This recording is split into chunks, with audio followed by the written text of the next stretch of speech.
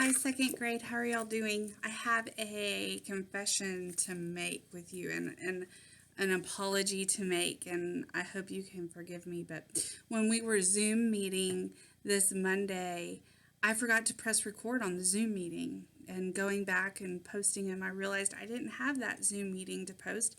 And so I wanted to make sure those of you who missed us, we missed you, and that is okay. I understand schedules and everything. It might not work out, and that's completely understandable and okay.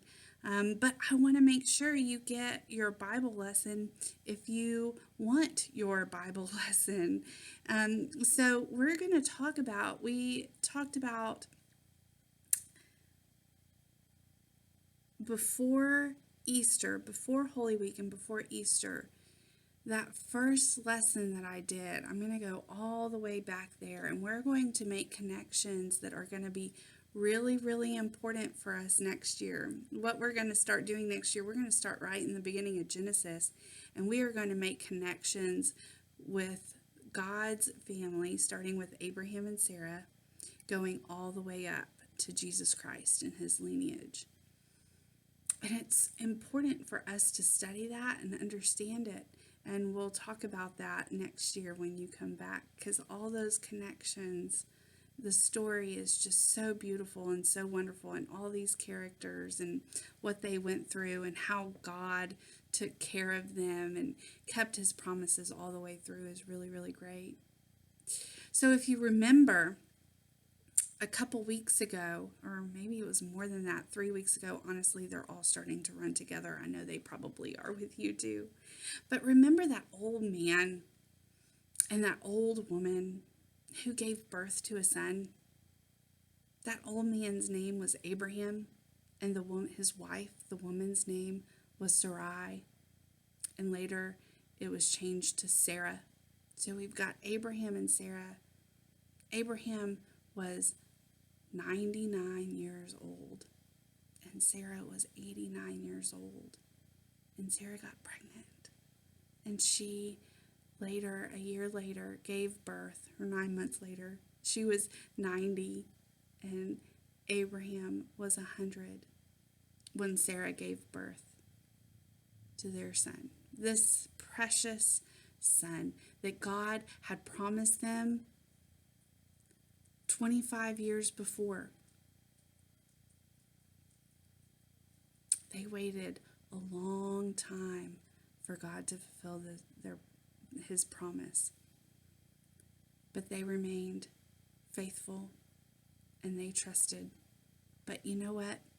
That son's name was Isaac. And Isaac is so important.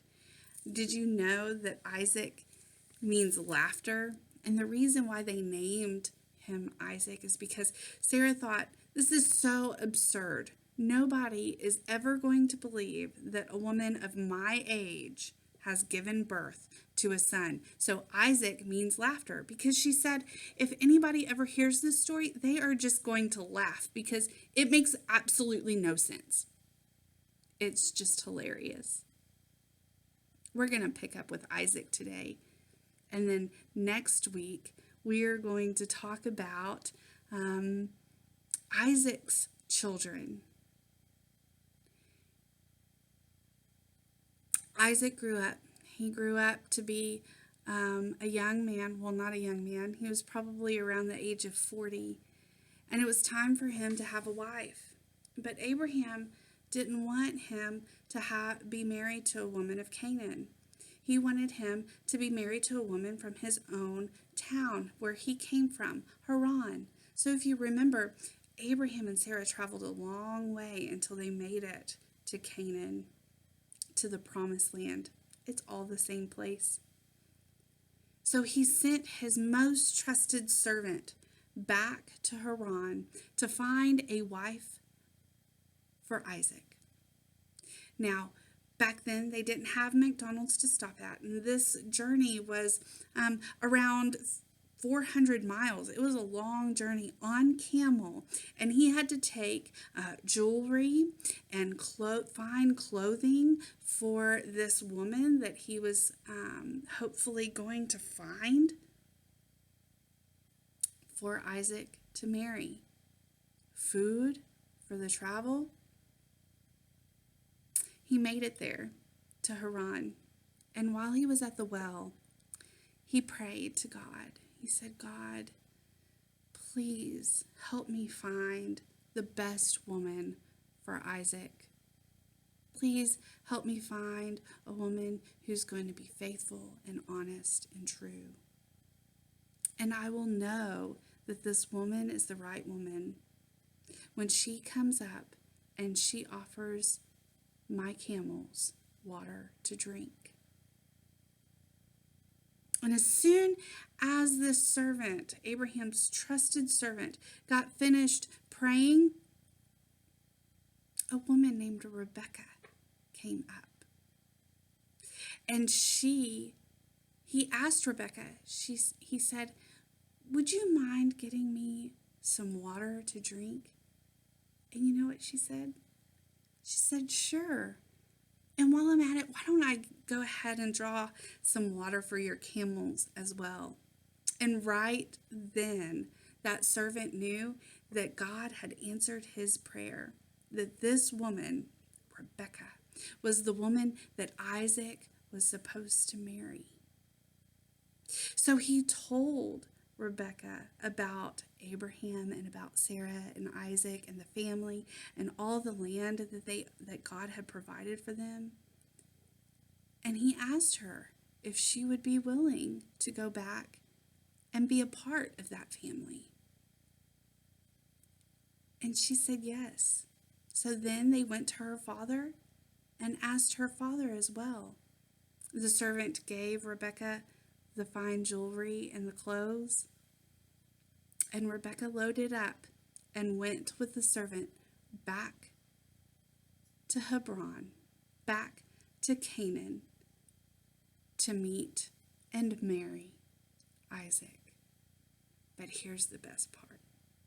As soon as Isaac could see in the distance that Rebekah was coming, that this woman who was going to be his bride was coming, he ran and met her and greeted her, and he fell in love with her right away.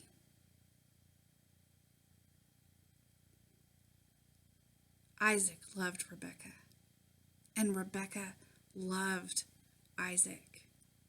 And together they had twin boys, Jacob and Esau. After this video, I have a really great video about God's story about Jacob and Esau that will explain the high points to you. Next week, we'll pick up with what happens after Jacob runs away. And we're going to go into one of my favorite Bible stories. I have a lot of those, just so you know. The longer you're with me, the longer you'll know that when I say it's my favorite, there's probably about 50 others that are my favorite too. But it's a really, really good one. It's a great one to end the year with. I love you all and I miss you, and I hope you watch the video of Jacob and Esau, and I will see you again next week. God bless.